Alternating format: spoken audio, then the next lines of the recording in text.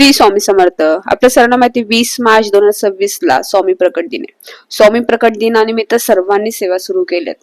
काहींनी नामस्मरण सुरू केले, तर कोणी माळ जप करतंय, कोणी ग्रंथ वाचतंय, कोणी स्वामी सारामृत वाचतंय, तर कोणी गुरुचरित्राचं पारायण करते.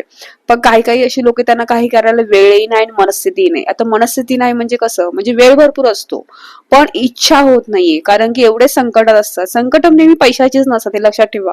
कधी कधी मानसिक संकटही असतं, म्हणजे एखादी व्यक्ती तुमच्यापासून खूप लांब गेली आहे, त्यामुळे तुम्ही खूप डिस्टर्ब असता, मन स्थिर नसतं. कितीही काय झालं त्याच्या आठवणीतून तुम्ही निघू शकत नाहीये, त्याला विसरू शकत नाहीये, खूप त्रास होत असतो. असं आपल्यालाही वाटतं की आपण त्याच्यासोबत जावं, कारण ती व्यक्ती परत दिसत नाही, तिचा आवाजही येत नाही, त्यामुळे खूप त्रास होत असतो.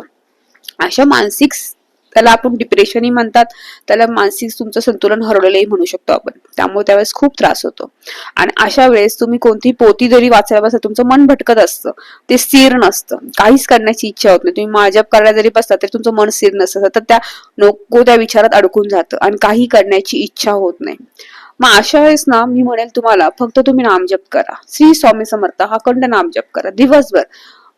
गरज नाही तुम्हाला माळ घेण्याची, माळ घेऊ नका, काउंटिंग मशीन घेऊ नका, काही घेऊ नका. फक्त एका जागा स्थिर बसा, शांत बसा, आसन घ्या, त्याच्यावर बसा आणि श्री स्वामी समर्थ मनात जप करत राहा.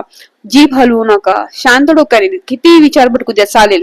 कारण की कोणतीही सवय लागायला 21 दिवस लागतात असं म्हणतात ना. म्हणजे तुम्हाला विसरायलाही 21 दिवस लागेल त्या व्यक्तीला, आणि त्या व्यक्तीच्या दुःखातून निघायला 21 दिवस लागेल, आणि स्वामींच्या नामस्मरणात गुंतायलाही 21 दिवस लागेल. त्यामुळे फक्त तुम्ही काय करा, श्री स्वामी समर्थ अखंड नाम जप करत राहा. श्री स्वामी समर्थ. सकाळी उठल्यापासून रात्री झोपेपर्यंत घरामध्ये खूप छान छान सुंदर असे स्वामींचे तारक मंत्र लावा. श्री स्वामी समर्थ अखंड नामजप लावत जा, विष्णू सहस्त्रनाम लावत जावा, ते ऐकत जावा सकाळ संध्याकाळ. त्याने घरात पॉझिटिव्हिटी सुद्धा येईल. जिथे बसाल तिथं श्री स्वामी समर्थ अखंड नामजप करा. मोबाईल स्क्रोल करू नका, टीव्ही बघत बसू नका, काही करू नका. फक्त श्री स्वामी समर्थ चालता बोलता उठता, रात्री झोपेत सुद्धा, बिछाना झोपल्यात सुद्धा तुम्ही श्री स्वामी समर्थ अखंड नामजप करा. बघा तुमचं मन स्थिर होईल, मानसिक ध्येय तुमचं वाढेल, तुमचं मनात स्थिर होत जाईल, तुम्हाला समाधान भेटेल, सुख भेटेल, त्या दुःखातून त्या संकटातून निघण्याचा तुम्हाला मार्ग भेटेल. कारण कधी नेहमीच पैशाचं दुःख नसतं, काही काहींजवळ पैसा असतो पण मानसिक सुख नसतं, हे लक्षात ठेवा.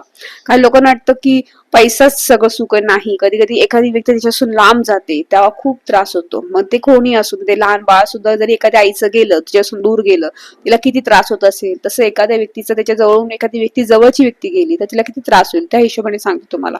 फक्त नामस्मरण करा, तुमची ताकद वाढवा. श्री स्वामी समर्थ. श्री गुरुदेव दत्त.